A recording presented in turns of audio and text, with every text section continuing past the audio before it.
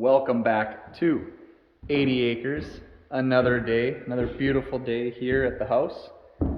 Got all of our pine up, working on the fireplace. And just like that, another little project off the to-do list. Next thing is we start figuring out our framing to go around the chimney here up to the ceiling. There's nothing structural about what we're doing. It's just to hold itself up basically.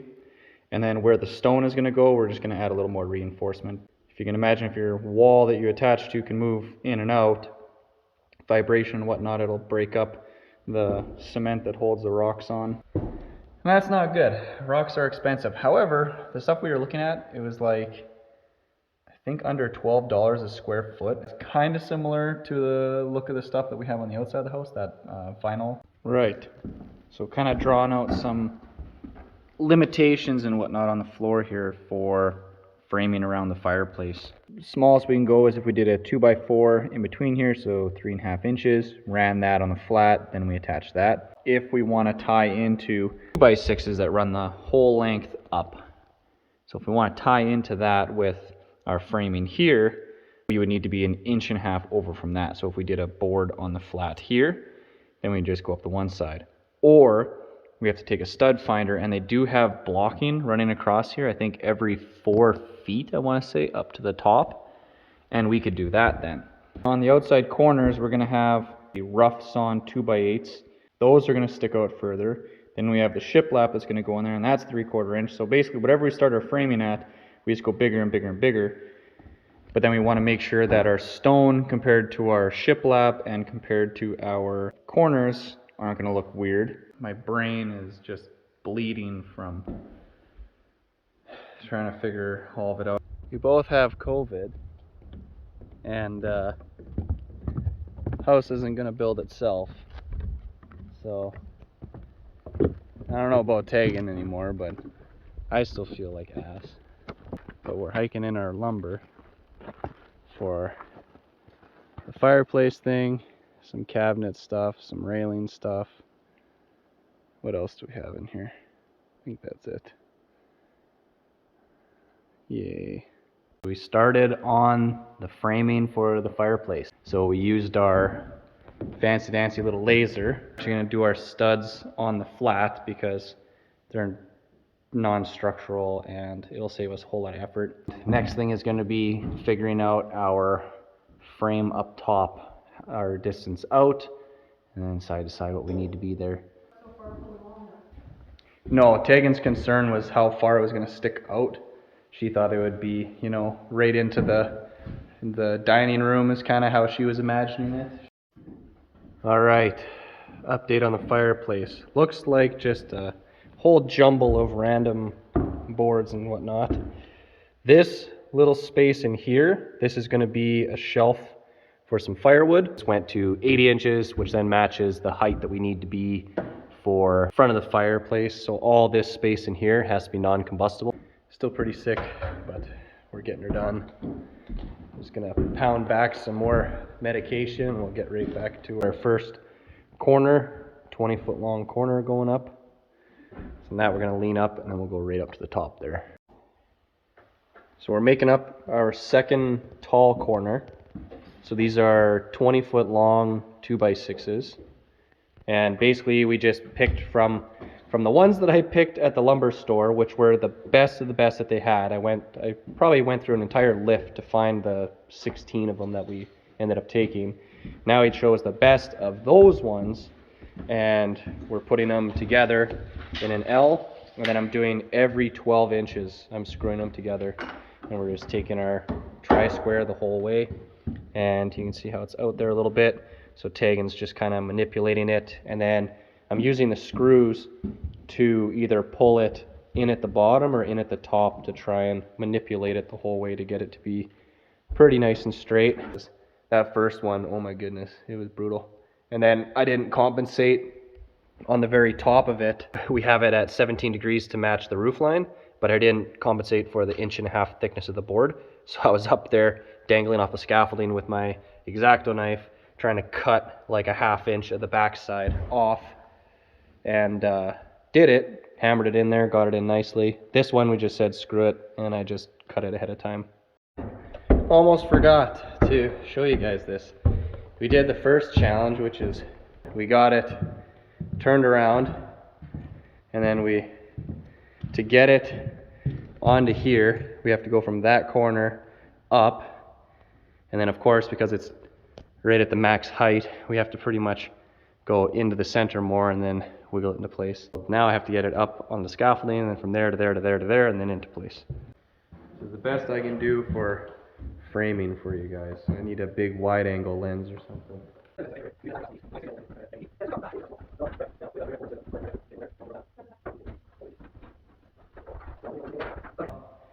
Got our corners in, got the cripples for the headers, put these in. Oh yeah, I took out my finger, nice. But we're looking up it and we're like, huh, why are these two boards so curved? And when I marked my line up there, I measured everything on the wrong side of the line. So now it does an 1.5 inch arc in, which these are just for nailing the tongue and groove or the shiplap on, so not too terribly concerned. Shh, no one will know. So what Tegan was saying, she's like, if we don't tell anyone, no one will know. I said, well, or if we just tell the world and then someone does notice, we can just say, well, we already told everyone, there's no secret. Not bad for just 2 days while we're both sick. So we got pretty much the whole frame. We got one more stud up the center to put on, and then we're just going to do a ton of bracing and blocking to take any wiggle out of it, because where the stone needs to go, we need to have 0 deflection. So basically if you push on it to wiggle it, we need 0 movements. Back again, day 3 of sick house building. So we got our last stud put in the center there, did some funky blocking in the back to get that in. Again, this is not structural, right? It just basically has to support its own weight and, you know, whatever decorations. Tegan's cutting me some more blocking. So what we're doing is we're putting in pieces to push and pull the different parts of the framework to get things in alignment. There we go. All the bracing is in, all the blocking is in. So we have it like insanely reinforced. It doesn't wiggle at all anymore. This is where we'll have like our electronics and whatnot to go to the TV. We used our magic of laser beams, did some math. We figured out where we want the bottom of our mantle to be and the top of our mantle. And basically from here down is going to be our stone.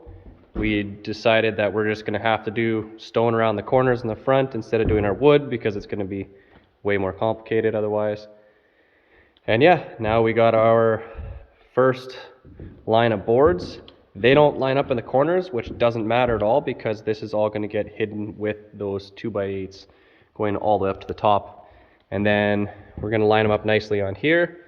But then once we get to this point, they can be loose on either side, doesn't matter. Same thing across the front. So on the front, it's basically 6-footers. On the sides, it's basically 3-footers. So we should be able to just cut a bunch of them and then just start nailing them in super fast. Originally, we were thinking at 3 foot, we'd be in a bit, just because then from our 12-foot boards, we get 3-footers and a 6-foot. But because this side is actually a lot less than 6 feet, we made these longer now. Here, I'll grab that Tegan. And now we're gonna go pretty much right to the back. And then that gives us like 1/2 inch there now, which is a bit better. Action. Some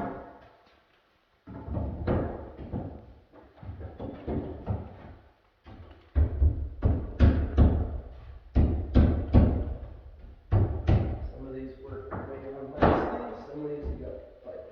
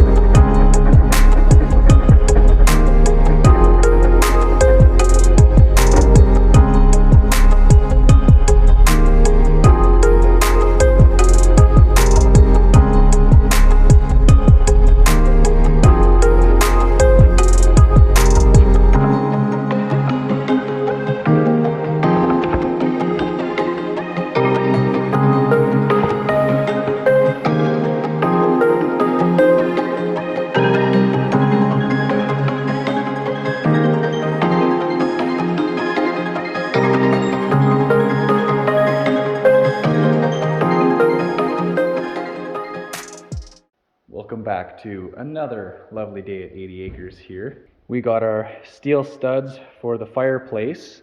So that's to fill in the area back there where we can't have anything flammable. So these are actually made locally here. So there's a couple different grades you can get of steel studs. We went with the higher grade. So it's a much stiffer stud. Much stronger. The Home Depot homeowner type grade apparently is really crappy, especially if you're going to put stone on it. It just flexes. So a little bit more money, but worth it. I mean, all that. So to do everything we need there was like $75 or something Canadian, in Canadian rupees. So that's like what, probably $50 US or something. So I mean, one and done, do it right. And we got this stuff all cleaned up in here because we have another trailer load of wood. So one thing to note when you are using pine and spruce as finishing materials is it is crazy hard to find good boards. Twice now when I've gone to the lumber yard to go pick out boards and stuff, it's been hours out in the yard picking boards. And you have to do it yourself, because if you get something ordered and put together, you know, whoever's in the yard, they're just going to grab whatever's on top, send it out. Because usually, especially for stuff like this, it's more framing material. So it doesn't have to be pretty, it just has to not be broken, basically. But for what we're doing, where we want everything to be really nice, or as nice as we can get it, little rustic, which you have to be prepared for a little rustic. If you want it perfect and it being wood, it needs to be some type of a hardwood that has been, you know, milled, planed, and it's, you know, a very premium product, but you're going to pay a premium price. Doing the pine and the spruce, it's a lot more cost effective, but a lot more effort in every aspect. Getting our steel studs cut here, so you have to use a grinder or something of the nature for cutting steel. Got our handy dandy cordless one here. All right, so got the bottom one in.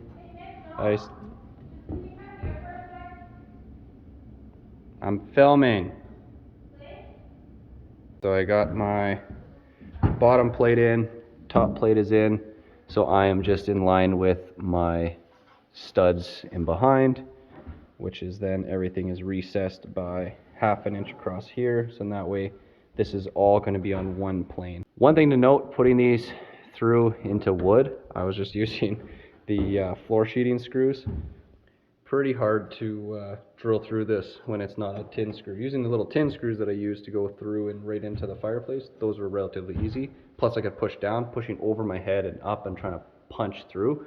Almost needed a drill bit to pre-drill little holes, and then it would have been super easy. But so I'm pretty sure that I had already told you, but this is the second grade of commercial quality steel stud. And then you just, in theory, rotate them like that. Ta-da. Yeah, you just use these little chintzy screws. Just these little baby screws. And everything I saw online says you just have to screw it in one side. That's it. You just put a screw in the top, screw in the bottom. But like, if you have a gap like that, like to me, one screw transferring your load, that doesn't make any sense. I'm gonna put screws on either side as much as I can, just make it super strong, because that's what we do here. We're just making it stronger than it needs to be. Right, got the studs in. We are, I want to say, like 9 and something. Yeah, like basically 9 inch on center, which is way more than what you need. And then on all but the center one, because the chimney's in the way, couldn't get the impactor behind it, I did double screws. Some of them break. I was using our Bosch impacts, and I guess they're too powerful for this, and I had quite a few of them where, like that one down there did it too, where you're pressing super hard to try and drill through it, and then basically the instant it starts to go, if you don't let off the trigger, it has enough momentum that it just goes all the way through and snaps itself off. So tonight's adventure, scrap piece of drywall, get it cut out, slapped up here. We've been going hard, working late, so just gonna do this and go home. very, very, very tired.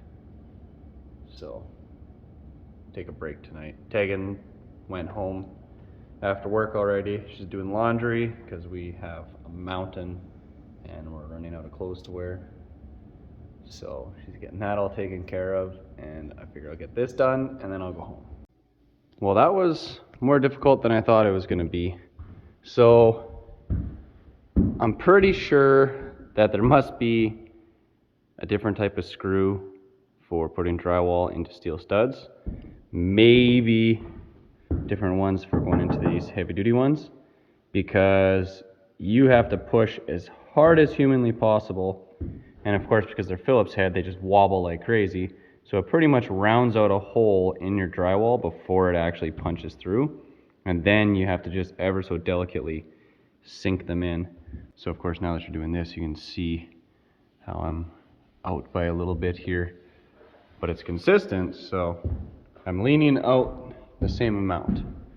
So either my framing is leaning out or in, or something's goofy. Well, I guess I'll try my hand at finishing it.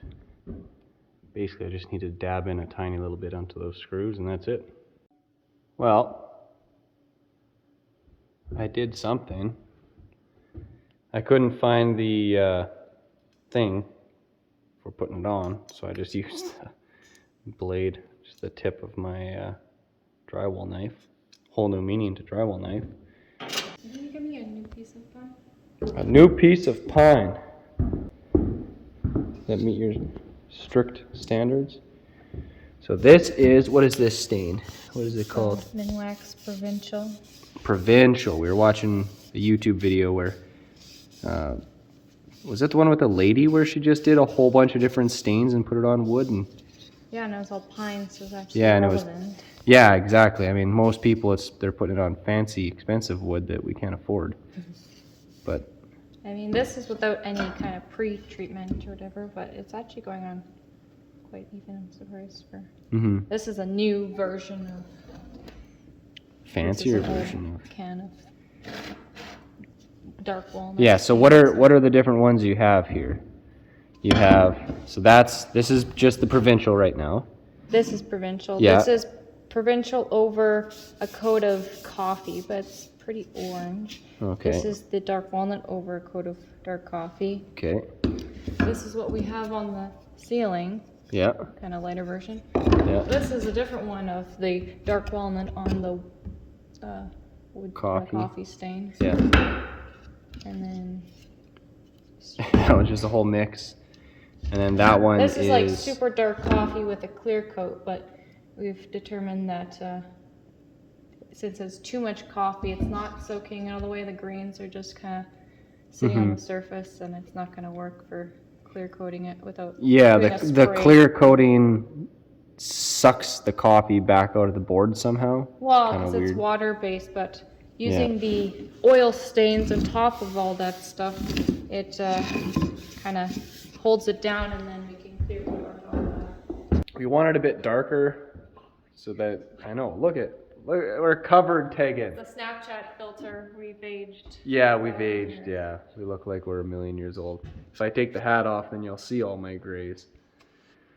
Because I'm an ancient old man. Just crap jeans there. Thanks, Dad. Basically, we want the fireplace to be one of the darkest pieces in the house for colors. Ceiling was going to be next darkest, along with the fake beams there. So we were hoping to do coffee on everything, but we didn't foresee the coffee lifting off of the boards. So I found an actual putty knife thing, sanded it down, put a second coat on. So obviously using that is a lot easier than using the knife. Just use like a foam block for sanding it, seemed to do fine. And yeah, second coat, way better. We're pretty sure we got it figured out, all of our different colors, got some stain. Tegan very, very much wanted to make the coffee work on kind of everything, which was the original goal, but we didn't anticipate that the clear coat being applied with a brush would actually lift the coffee out of there.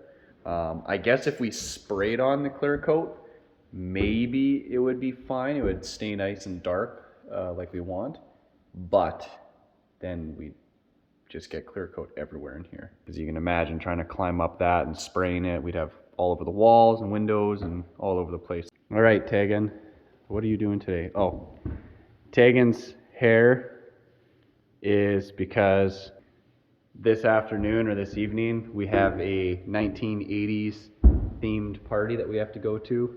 So she got her hair done ahead of time with the 1980s style ponytail, kind of like one of those workout girls or something. But anyway, since we have to work every day, so explain to the people what you got going on here, Tegan. What's in the jar? Some very strong tea. What kind of tea? Black tea, because it has lots of tannins in it, so putting it on the wood, it acts as like a conditioner kind of. Like a product, pre-stain almost? Yeah, and it helps the stain go in more evenly because it doesn't react with the wood natural tannins, and because pine doesn't really have much tannins, it adds to that and makes it more even finish on pine. So Okay. doing this before I do the other stain, and then the corners, beams that are going to be rough, we're going to do the coffee as like a pre-stain, and then do the other colored stains, so it's a little bit of contrast and stuff, but... So there's going to be a few more steps on doing this, because then we'll probably end up doing clear coat, sand it, and clear coat it again, you're thinking? Yeah.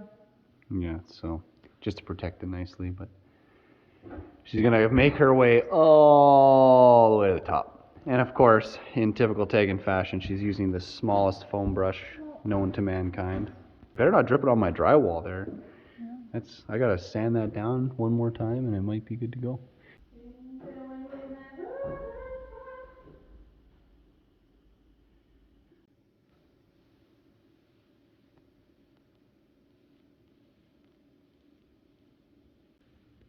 Almost done. Done yet? No.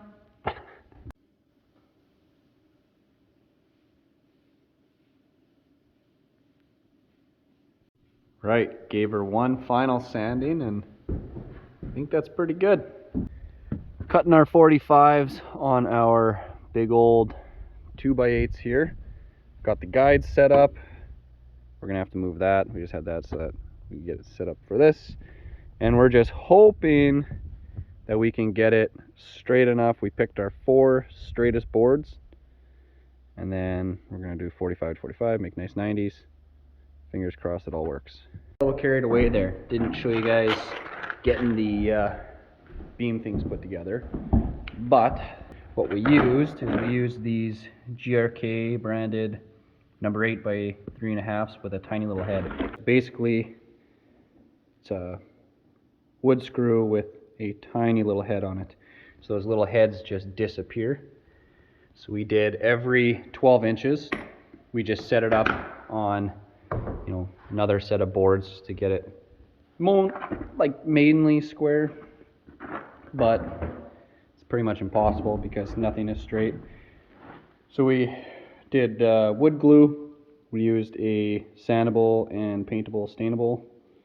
Stainable being the key, so that way we can stain over anywhere that the glue is showing.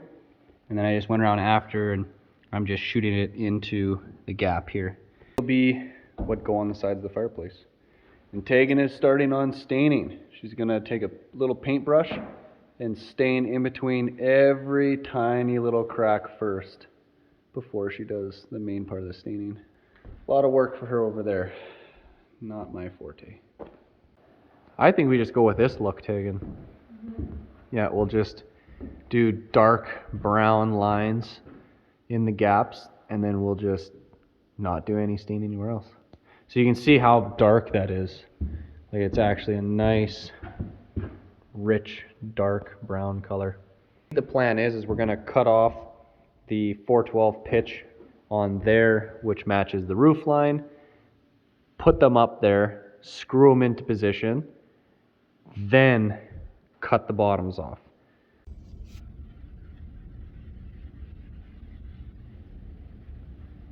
So this is Minwax Provincial, right? Yep. And this is their new and improved mixture that's supposed to dry a little faster.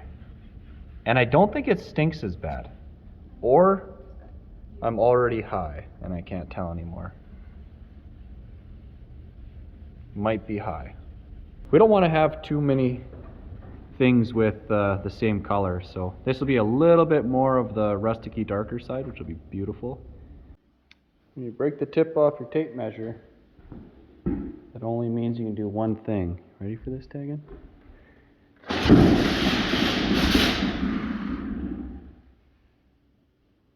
The satisfaction is real. Just putting in some plywood. This is the one that's gonna have the firewood, so we're just doing standard 3/8 plywood, just something to get banged up by the firewood anyway. Might have to shave a bit off to slide it in there. This thing is just, I did notch it. Oh. Right, beginnings of our box. It's not perfect, but getting all this set up was so difficult with the super tall studs that we're just dealing with stuff being not super square and, you know, little bits of out of plumb type stuff. But this is going to be packed full of firewood, so I'm not too concerned. That's all the stain is done now, hey? Look at that. Right, noise you're hearing is Tegan just sanding a million, billion, trillion of those. And what I'm doing is I'm taking box cutter, X-Acto knife, whatever you want to call it, and you see how our corner isn't quite perfect because just running these through the table saw alone has variation because there's variation in thickness and all kinds of blah blah blah. So you can see how there's a bit of a lip there. So all I'm doing is I'm basically just running the knife and I'm just kind of taking off the part that sticks out a bit, just to make that a nice tighter joint. And then I'm probably going to put in some wood filler in the bigger cracks just to make it so it's nice and pretty looking, no dark spots. Tegan's singing away there. So I cut this off nice and flat, and then what I did was I actually took a Wonder Bar, like a pry bar thing, that guy, and then I just distressed it a bit along the edge. I just kind of smacked it around and did some not slots, but just dented it a little bit, right, just to hide that super smooth edge. And then now I've got this wood filler. So we picked whatever color is going to match the closest, basically the darkest one they make for the dark stain we're putting on there. So that end isn't as crucial because that's the end that's going to go 20 feet up. This end here, this is what's going to be right where everyone can touch and feel it. See how this stuff turns out. I don't know, I've never used wood filler before, but doesn't taste good. Okay, this stuff sucks. It's like tar, not even tar. It's like it's half dry already. I don't know if it's gone bad or what. So I had to use a razor blade, and you basically have to like put a little bit on and like press it in the crack. So it probably took me like 2 hours just to do this one, but I can't turn back now. I already did one, so now I have to do another one. Right, got both of the posts done. Got all the wood glue or wood filler. That stuff sucks. It's like the worst consistency to work with. It's like grainy putty, like it's a putty and sawdust mixed together, which I guess makes sense. But yeah, you have to like press it in and shape it. And even trying to put it on the wood, when you first put it on, if you don't like press it in right away, it'll just roll off, and like a little log will just fall off onto the ground wherever. Like you can see little brown stains from us stepping on them. We're going home because we're tired. You look like you have gray hair. Oh, I'm so tired. My knees hurt so bad, even with knee pads on. crawling around. My left knee's just dead. Tegan got these all sanded up here. So she just took off the excess stuff just to fill it in. So now we don't have any, almost died.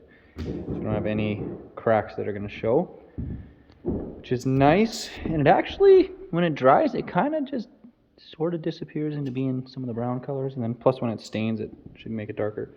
So now I have to cut our angles for the ceiling. And these should theoretically be ready for staining. Tool of choice, handsaw. And I can cut like that, and then I gotta transition to cut like that. Actually, this is gonna kind of, well, no, it should be angled the whole way, kinda. Right, cut off our piece here. So I took the screw out of here, and I moved it over. Did the same thing on the other one, because that was just our first one there. So I'm interested now, so this is our corner, right? So there's only glue holding this together. So how strong do you think this is, Tegan? With only glue.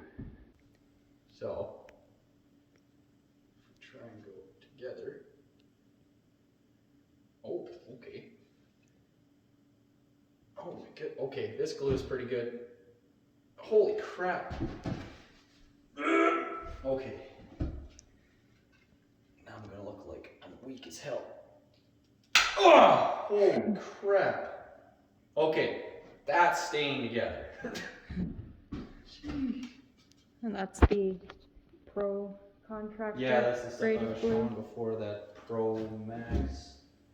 Is it Elmer? Takes a bit Gap or- longer than the other glue to dry, but Yeah. it dried strong and Yeah, it actually took like chunks of this piece of wood and it's on this piece of wood.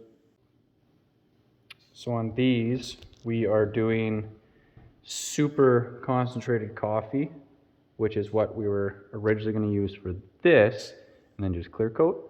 But we're going to do dark coffee, and then we're going to do Minwax, was it dark walnut oil stain, then clear coat it, and then it gives it like a nice coffee plus some extra darkness, and it actually sticks when you do your clear coat on it.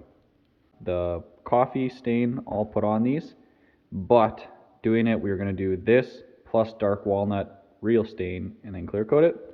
It made it black. We tried on the backside as a test sample, made it too black. So now we got a lighter color oil-based stain, which is driftwood, I think. So we're going to do that and then clear coat it. So it'll give it that kind of color, just a little tiny bit darker. So we ripped 2 boards here. So we got those. And then because it's going to be 20 feet now and they're 16s, we ended up cutting 45s on the end.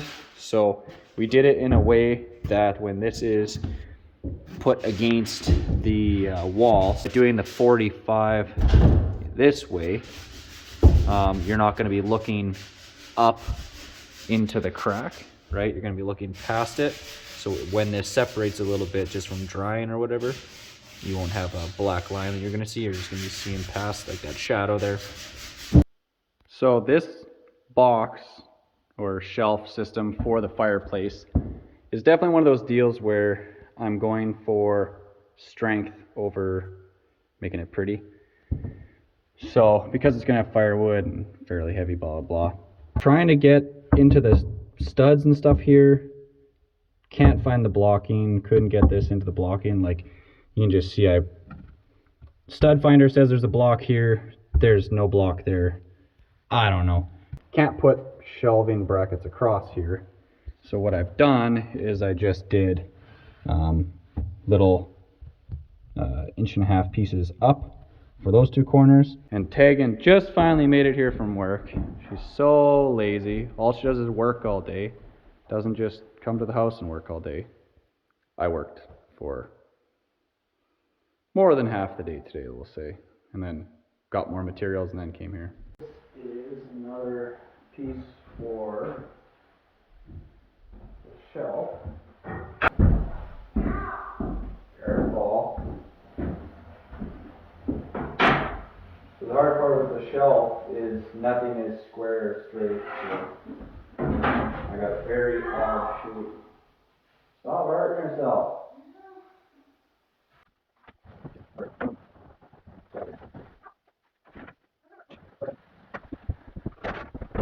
So not a single one of these measurements is the same. It's all over the place. Before I do this, you should go down and like and subscribe to this video. And then you won't miss out on all of our finishing stuff. Plus, we have some other cool stuff we're going to be doing too. Not just house building stuff.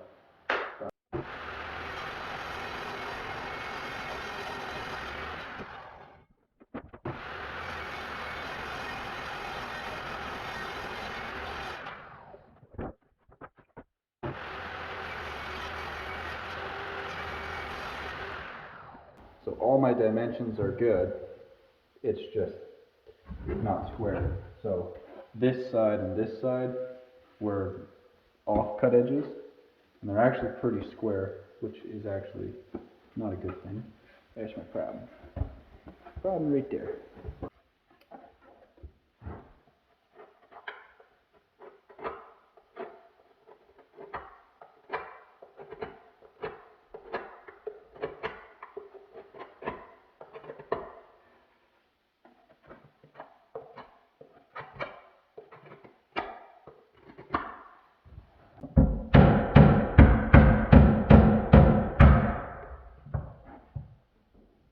Bada bing, bada boom. Just every one of these videos is just Tegan standing in the background. It's been literally days and days and days. But I got the shelf pretty much in. So the bottom we did tongue and groove because we had pieces and whatever. This is all extra good one side 1/2 inch plywood left over from doing the vanity things that she had going on there. And then the idea is this part up here is going to have like your fire starting stuff and whatever. So for me, I can see right into it, which is all that really matters because it's mine. And you know what? It's on screws, so you can always unscrew it and move it if you really wanted to. But then this one and this one, that'll be where the firewood goes. This has a lip on it, same with this one just to make it match. But that'll keep your sawdust and everything from falling out on the floor. And down here, I left for now because we're gonna probably have some sort of a trim along the bottom, which it's not perfect, I know, but super strong, like insanely strong. So Tegan's been putting on the first coat of oil stain on all this stuff. So it kind of has like a green color almost, but then when it dries, it just makes it this nice browny type color. And then, I mean, like with anything wood you're doing, you have some spots. So all these spots kind of had sap and whatnot sticking out of it, because they are rough sawn. So it just didn't absorb as much, but character, all character. And I'm working on the second shelf, the prettier side. So we're having one of those, we'll figure it out later problems. So this is the power that's going to go up to the back of the TV, and basically kind of ended up wherever we put it. We just guessed, put it in there anyway. So now I got it run out, notched out the back here, stapled. It'll run up and around. So then for our back sheet here, we'll just cover it up. And to hide it, we'll probably do a shelf just above it. So your bracket will be here, shelf will be here. I got to patch the drywall up where it's not quite finished. And then if we really want to, we can do a little board from the bottom and then it'll hide the wire right inside of it. It appears that that hole was too big, so it's dripping out now. Right, so what we got going on this side, which is where all the TV stuff's gonna go, Wi-Fi, whatever. This panel just has 6 screws, 2 at the top, which you can't really hide. And I hid 2 under here, 2 under that one down there. And then you take that out, this whole panel slides out. These are just screwed in from the back through the plywood. And then that gives you access right into the back side here, because of course this will all be stone. And I got the wire ran up and over around, so that wire there is the one that comes from here. So what we got happening here is we got the one side leaned up. We almost died doing it. So now I figured I'd set you guys up somewhere where you can watch us try and lift it up to the ceiling. I have to do it from the scaffolding and quickly put screws in, And Tegan is just gonna squat this thing up 4 feet and hold it, hopefully, or it falls and we all die.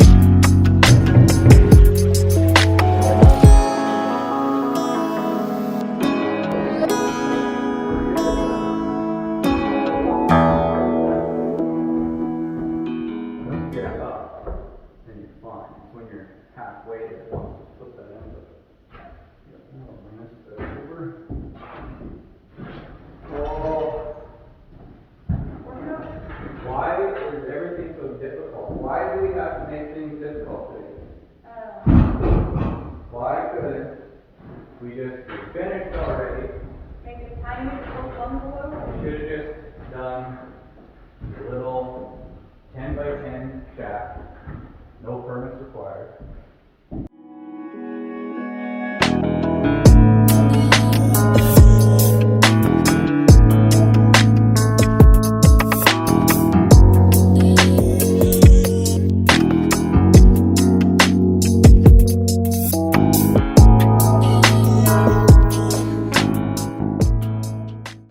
Right, so the second one here, so we've got this gap back here. You can see it kind of flares out. So what we're going to do is we're going to put this board in there and then just beat on that board to then press it in against the fireplace and then put in some screws. Oh yeah, this part's getting cut off.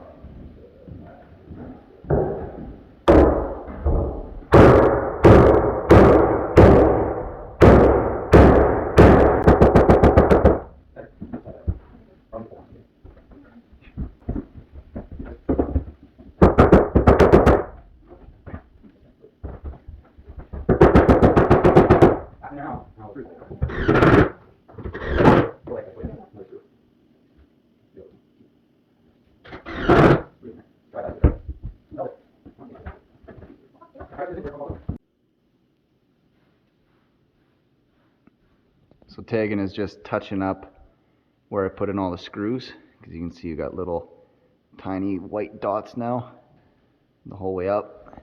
And because Tegan and I both have OCD, we're making sure we get stuff like that taken care of right away so we don't lose our minds.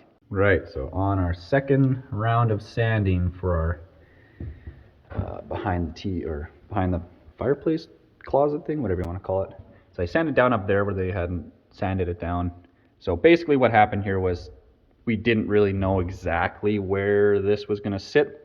So same with the wire, we didn't know exactly how this was all going to work out until we could actually lay it out and see what kind of size looked good.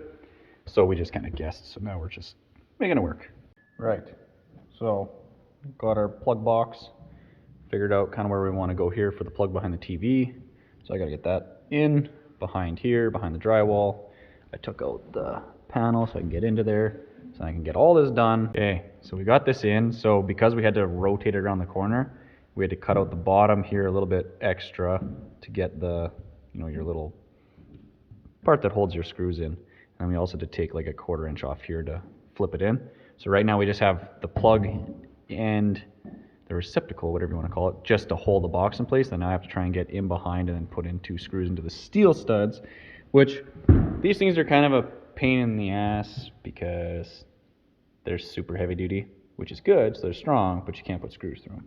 Right, so in the back side here, what I did was I used these little screw holes because you have to go completely in line with the steel stud.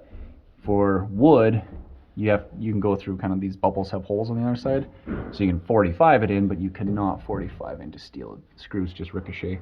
That is probably the most solid plug box in the house. On my last ugga-dugga to make sure it was tight, the clip popped out of here, so I had to take it all apart, loosen the screw off the back, pop it back in. So basically just can't go too tight. We'll use the caveman ugga-duggas so we don't go too tight. Because you see there's actually kind of a gap in there. So what I did was I was just snugging it up. And it went pop, and it broke apart. Right. Yeah, that's torque spec. And see if that one's got torque spec right there. Oh yeah, that's about 55 foot-pounds right there. Tight inside here, but wire goes from over top of, well, behind, over, through there, through here, and then down and to the box. Turned out pretty nice. Ready for paint now. And the cover plate does hide all that, which is good. And that'll give us power for behind the TV. And the reason why we went so high is because we want it to be hidden, of course, when you put the TV up there. Didn't really think it through when I came and turned the breaker off, because down here, you can't see anything. So I was all the way over there, turned off the power. Of course, didn't have my phone or anything, so I had nothing. Oh yeah, it's alive. Right, getting some central vac tubing measured and cut up for the basically a way that we can fish wires from behind the TV to the shelves behind the fireplace there. So the pipe there, and then in the back side here, boom. Oh, look at that, like magic. That's into there, so 45s, goes down, and then got the joiner here, so I'm going to run another one that comes out through the shelf, so it'll be in this shelving area, and then it also goes down into the crawl space, so we can do both. Well, hauling in a bunch of materials, and with a board, and a nice chunk out of the ceiling. Got the back of the shelf marked. Ran my pipe there, ended up using the little standoffs that the fireplace came with, so it actually worked perfect to fit around it and put it in there, and super solid, so that's not going anywhere.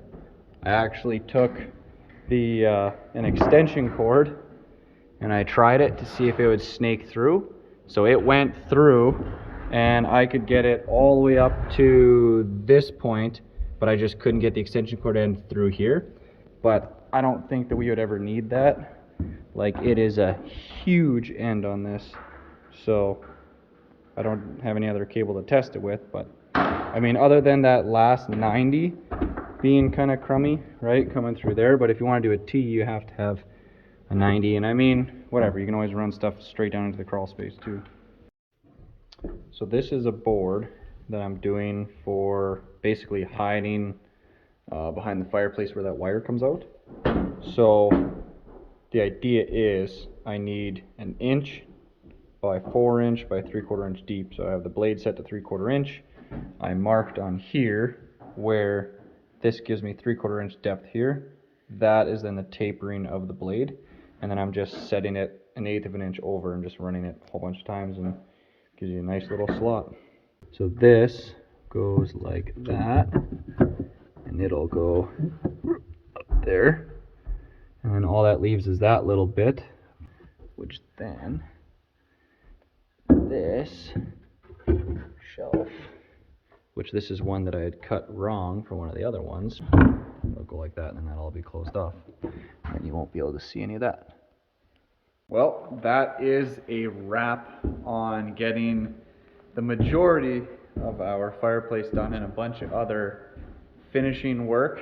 So probably going to end this video off here, and then the next thing will be we'll probably get rolling on a bunch of the railing stuff. So we got a lot of the pieces and parts prepped and whatever. Posts are in now, so we can get a bunch of that stuff done, but just look at how beautiful that's turning out. So that nice dark posts. We're gonna wait on the stone and the tile until we're done with the scaffolding, so we don't roll into the, stone and tile and break it all up. So as always, thanks for watching 80 Acres. Like, subscribe, comment, share this. Let me know what you guys think. Let me know if you have any tips and tricks, anything that I'm missing, anything that I should know, should look for, or just let me know what it was like when you guys were building your house. Because I've heard many really good stories and many horror stories from other people I know that have built their own houses over the years. But thanks for watching.